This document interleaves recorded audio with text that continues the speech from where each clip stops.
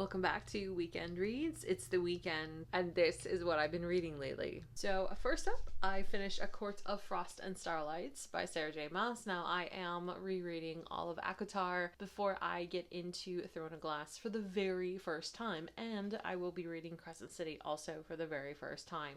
So as a reread, I thoroughly enjoyed this, and it was very interesting rereading a Christmas special in like 100-degree heat here in Chicagoland. So the last time I read this, it was actually during winter time, so it made a lot more sense, and it was during the holidays as well. I still really enjoyed this one, even on the reread. I did pick out a few more Easter eggs that I totally forgot about that were even in this one, and so it was a really nice refresher as well as a setup for what happens in A Court of Silver Flames. Next up, I read Nocticadia by Carrie Lake. This is a standalone. Now, I am absolutely obsessed with Carrie Lake's Eating Wood series. I am so counting down the days for when Vesmora, book 3 of the Eating Woods, come out.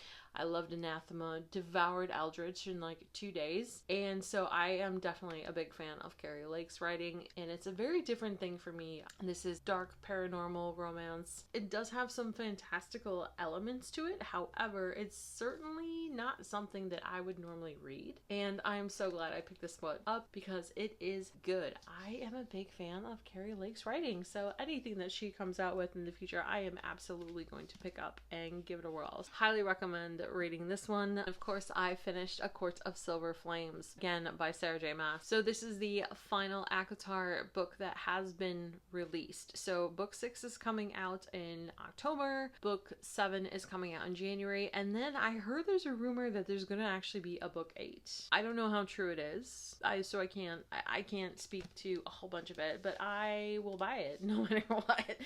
Again, rereading this one, I was surprised in how much I remembered, and so I flew through this book. I did remember mostly all of the Easter eggs, but of course there's those like little one-liners that Sarah J. Maas loves to throw in her books, and it's like, is that a throwaway? No, probably not. So of course I needed to make sure that I marked all of the little like lines that I thought, I loved it. This is my favorite book that has been released thus far. I love Nesta's and Cassian's story, but particularly Nesta's story. You know, it's coming into one's self after a really awful situation. It definitely makes me want to work out. This is also the spiciest one. There you have it, guys. This is what I have been reading lately. Thank you so much for watching, and I will see you again next time. Bye!